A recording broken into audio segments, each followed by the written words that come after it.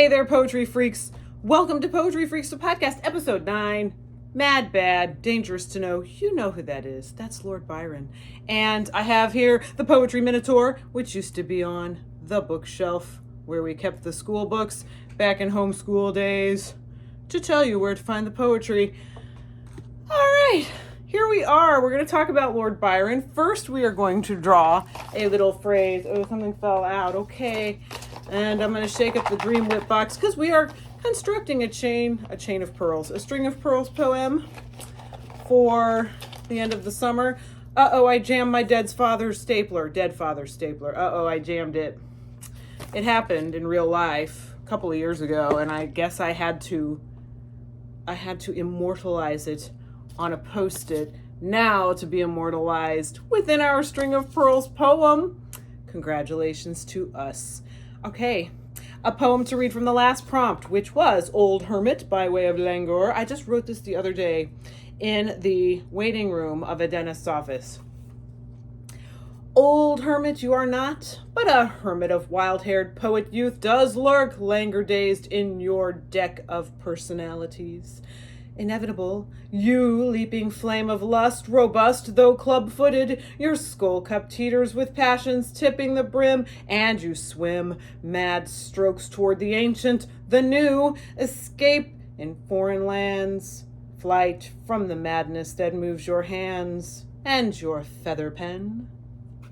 Thank you. And you can see I have woven in this episode's subject matter, George Gordon, Lord Byron, important romantic poet of England, born 1788, died he was 36. So add 36 to that. Oh, doy! He died in 1824. I missed the bicentenary of his death, which fell during National Poetry Month. He died April 19th of 1824. I apologize for missing that, but we were really up in the poetry, and I did write a poem about him that month, I am fairly sure, but we will definitely right that wrong right here, right now, as we will first roll the dice for a prompt, but we are using Byronic words. We've got Byronic moods, Byronic. George Gordon, Lord Byron, has his own adjective, Byronic. Oh, we'll talk about that.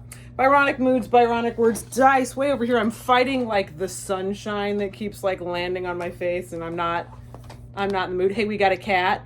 Hello, kitty. Her name is Luna because she looks like a map of the moon. All right, rolling the D10, if you will, for Byronic moods for our next poem. 8, and that is the song Celestial from Thy Voice.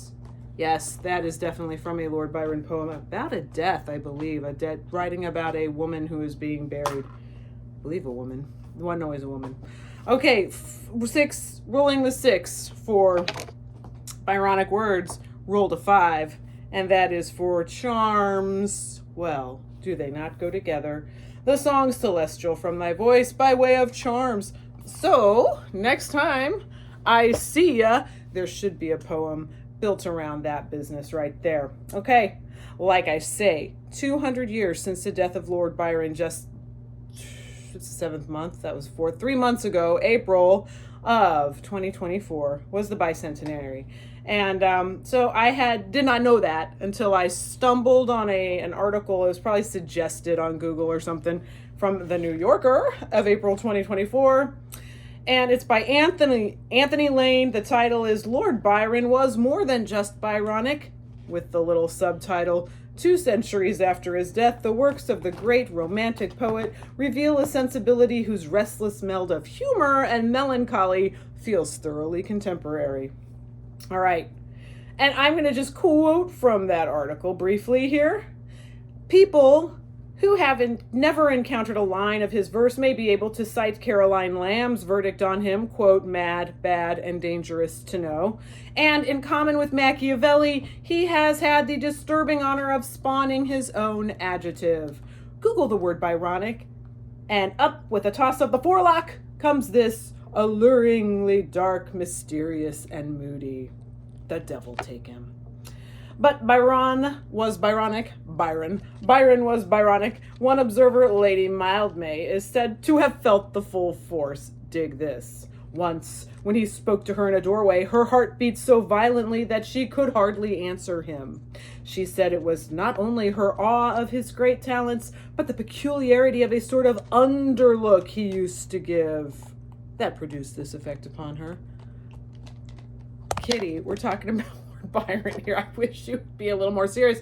However, the humor plus melancholy is what we will visit somewhat throughout this discussion. Let's talk Byron. Okay, so my first Lord Byron poem came at the age of 14, an excerpt in the movie Dead Poets Society from She Walks in Beauty. And let's see, I'm just going to read the poem. She walks in beauty like the night of cloudless climes and starry skies, and all that's best of dark and bright meet in her aspect and her eyes, thus mellowed to that tender light which heaven to gaudy day denies. One shade the more, one ray the less, had half impaired the nameless grace which waves in every raven tress, or softly lightens o'er her face, where thoughts serenely sweet express how pure, how dear their dwelling place, and on that cheek and o'er that brow so soft, so calm, so eloquent, the smiles that win, the tints that glow, but tell of days in goodness spent, a mind at peace with all below, a heart whose love is innocent. And that is She Walks in Beauty. And in the public domain, obviously he died 100 years ago, and that is from George Gordon Lord Byron, She Walks in Beauty, from Hebrew Melodies, London, John Murray, 1832 to 33, public domain. So you can find plenty of Lord Byron on the internet if you're looking for him. Okay. All right. Hey, and during that, it suddenly dawned on me that boys could care about such things. They're in the middle of Dead Poets Society. What? I didn't know they were as, like, taken with the female of the species as I was with the male, because I was pretty flippin' boy crazy. I think if you know my work, you know that. Come here, kitty. Let's do some podcast. Okay, so I commandeered my dad's Lord Byron textbook, which is across the room, and I will show it later, I believe, from his college days. Oh, wait, and here I must correct myself. My first Lord Byron poem came to me in 6th grade, not 9th grade, not at the age of 14, but at the age of 11. Have you seen the blessed 1986 Joseph Ellison film Joey, in which the main teen character plays guitar in a band and finds himself at odds with his alcoholic dad, who used to be in a band in the old days, but feels all washed up? Meanwhile, Joey's dad breaks his guitar in a drunken rage, and there's a backup band audition for a rock and roll nostalgia show coming up, and Joey and his friends were going to audition for it, but now he's got no guitar. Then Joey gets jumped and framed for a crime by a college gang called the Lunatics, and spends the night with his girlfriend, goes to jail, and eventually they all live happily ever after. Have you seen that one? Joey, 1986. Well, I'll tell you this. Early in the movie, Joey arrives late to English class, where a girl named Michelle reads When We Two Parted by George Gordon Lord Byron. Michelle is thrice interrupted, and every time she starts the poem over from the beginning, even falling so deeply into Byron's honeyed lyrics, into that trance of romantic poetry, as to miss her teacher's repeated request for her to stop reading for a moment. Michelle, poetry freak. We two parted in silence and tears, half broken hearted to sever from years. Pale grew thy cheek, and cold, colder thy kiss. Truly that hour foretold sorrow to this.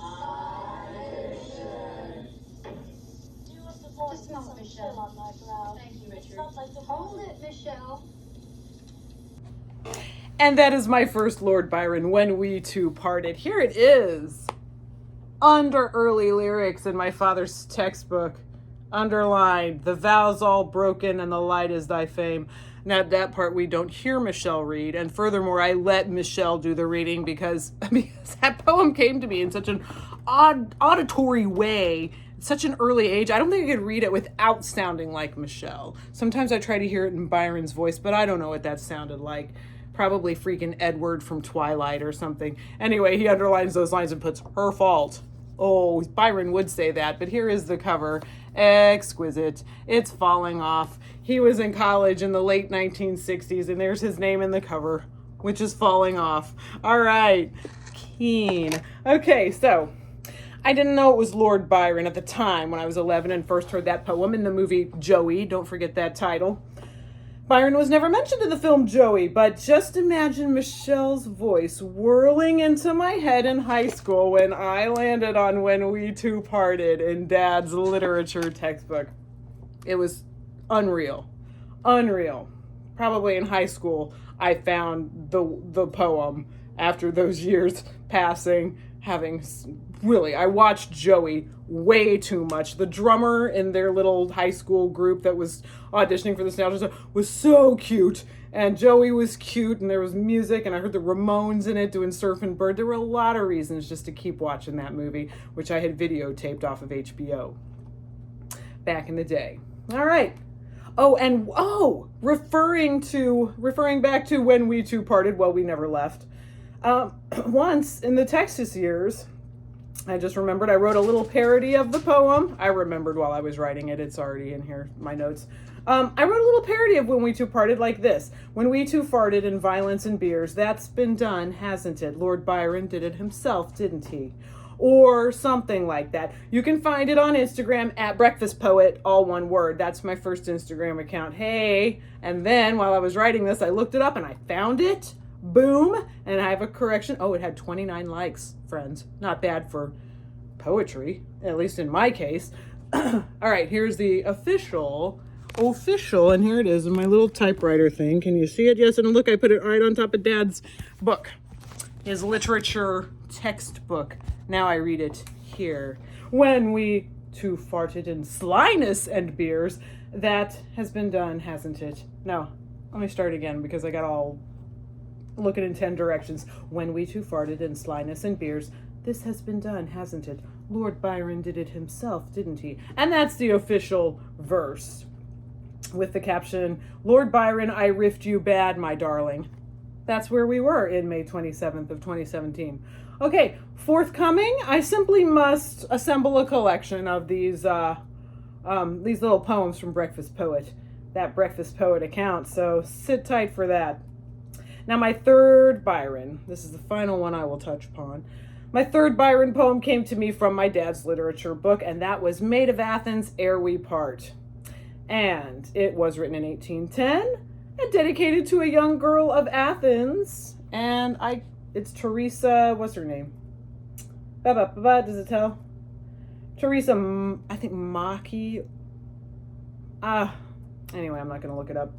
You can look that up. It's a poem I wrote, dedicated to a young girl of Athens. Here is the first stanza of the poem. Maid of Athens, ere we part, give me back my heart, or, since that has left my breast, keep it now and take the rest. Hear my vow before I go. Zoe Musa Sagapo. That's Greek. So that's stanza 1 of Maid of Athens, ere we part. Ere we park. There we go parking. And here's what Wikipedia says. Each stanza of the poem ends with the same Greek refrain, which Byron translated as, my life, I love you. It may be viewed as an example of a macaronic verse, although it lacks the humorous intent typical of that genre. Sidebar, Your Honor, macaronic language, according to Wikipedia, is any expression using a mixture of languages, particularly bilingual puns or situations in which the languages are otherwise used in the same context, rather than simply discrete segments of a text being in different languages. Hybrid words are effectively internally macaronic. In spoken language, code switching is using more than one language or dialect within the same conversation. Cool. I love a new form. And I can't stop laughing because I said Wikipedia. It's a shame I'm laughing here all by myself. Well, there's the cat. You're laughing with me. I know you are. Okay. Oh, man. Talk about Lord Byron. I get it just all amped up. All right. So early in my college years, I was really bound up in the passion and the rhyme of that lyric, Maid of Athens, ere we part. Once I dreamed a short-statured, though handsome coworker at the campus radio station was screaming that poem in the courtyard of the old dormitories after dark of a warm spring evening, skateboard in hand, Sigh. But that wasn't until I was forced to use my academic connections to learn the pronunciation of the Greek line that ends each stanza. I asked the girl who sat next to me in a German class because I knew she also had a Greek class she was taking. I think her name was Tracy, but that was 30 years ago. Kurt Cobain was possibly still alive, if only just. It probably that year, probably if he was not yet. Anyway, tempus fugit, right? Well, that's Latin. Let's get back to the Greek. Zoe musas agapo, as read earlier. Thank you, Tracy. Now, the disturbing truth about Maid of Athens, ere we part, is revealed in Byron, A Life in 10 Letters by Andrew Stouffer. Teresa Mockery, thank you. The subject of the poem was only 12 or 13 years old when he apparently considered carrying her away, and he would have been in his 20s. According to the letter that is connected to, the date on the letter in this book, which I will talk about this book. It's grand, what I've read of it, and we'll get to that too. Alrighty. He was mad, bad, and dangerous to know. Gonna carry away a 12-year-old, 13-year-old girl, Teresa. So the biography I just showed you, it provides other examples of his madness, badness, and dangerousness to know. Perhaps the most famous one being the reason for his exile from England, his affair with his half-sister, Augusta Lee. Well, there was some probably madness in the family that is much discussed in this book and out there in the realms. Also mentioned is his menagerie of animals. Apparently he went to Cambridge and dogs were not allowed, so he brought a bear. All right? And Percy Shelley makes mention of some animals in the house in some of his papers, and here's a quote: 10 horses, 8 enormous dogs, 3 monkeys, 5 cats, an eagle, a crow, and a falcon, and all these, except the horses, walk about the house. And then that's followed by Percy's correction, as he had just met 5 peacocks and an Egyptian crane on the stairs. All right, Lord Byron. And it also talks about his adventures in Greece, Italy, Switzerland, and more, romances with men and women. And here is Anthony Lane's Byron-related recommendations for reading, which is from that New Yorker article that prompted me to buy this book. Quoting Anthony Lane. A fine new Oxford edition of his poetry and accompanying material, edited by Jonathan Sacks and Andrew Stouffer, omits great swathes of Byron's output, but still runs to some 1,100 pages and costs $145. That is the Kindle version, as far as I can tell. The print version being like $250. Could one request a small discount, says Lane, given that there's a typo on the first page of the introduction? I love that. I love that line of thinking. And be warned, Byron's letters fill 13 volumes in all. To read straight through them would ruin your sleep, imperil your relationships, and entail trading your life for Byron's. Sounds like a fair swap to me, says Anthony Lane. And he continues, luckily there is an alternative. Stouffer is paying double homage, not just co-producing the Oxford edition, but also giving us Byron, A Life in 10 Letters, Cambridge. This is a compact biography, elegantly structured around a few choice pickings from the poet's correspondence. And how? Agreed. Yes, George Gordon Byron, before he was Lord Byron, was born January 22nd, 1788, and the first letter in the book is dated 1807 when he was 19. The first chapter goes back to his childhood, telling of a perfect storm of family deaths, including that of his great-uncle, known as the Wicked Lord Byron, and his father, Mad Jack. So there's already a line of madness running through the story. And those deaths made him the 6th Baron Byron of Rochdale at the age of 10. He inherited Newstead Abbey, the ancestral home in Nottinghamshire, and when a school teacher announced Byron's title in class when he was 10, embarrassed, and burst into tears. The first chapter also includes verses he had written as a boy. One about Newstead Abbey, I recall, and how spooky it was. So cool. It's a cool book.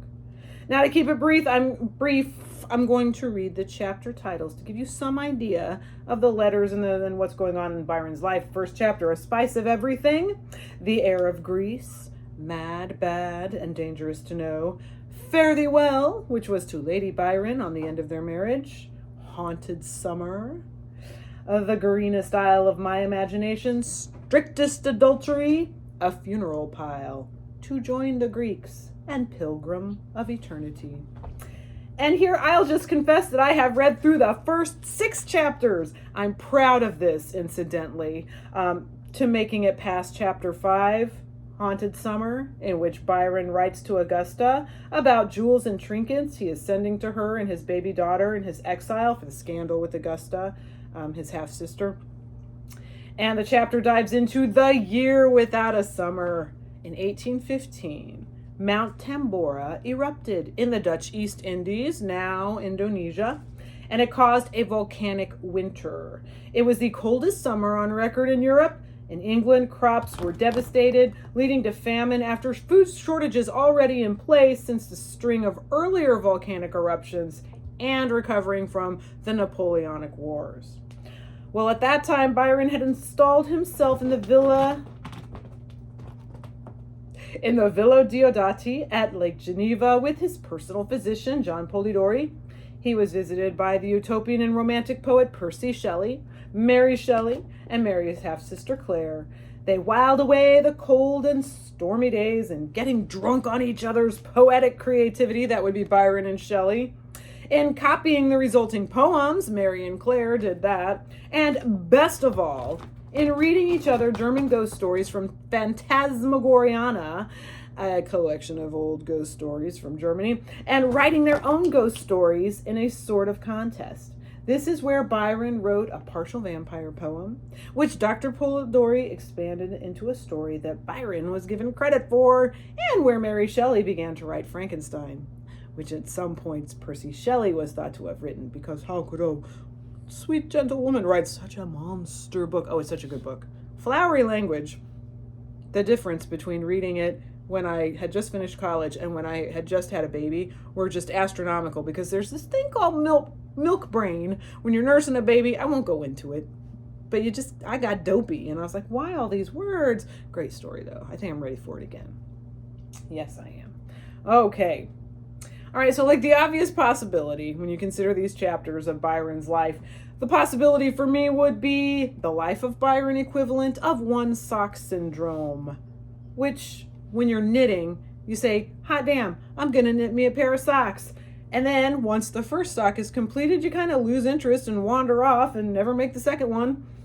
I was sure I'd wander off after Haunted Summer, but hey, I got through that chapter after that too. And the following chapters are compelling. I love the title, Pilgrim of Eternity, and I actually have read part of the last chapter, and it's very good. That's where he knows he's dying of fever.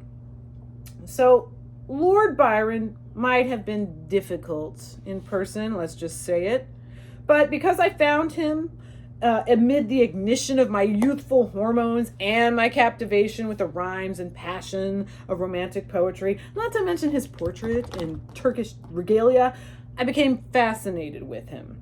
So I aim to finish reading the 10-letter biography before the end of summer vacation. His bombastic passion always inspires me, especially in his writing, and he was a huge influence on me when I started writing poetry in high school.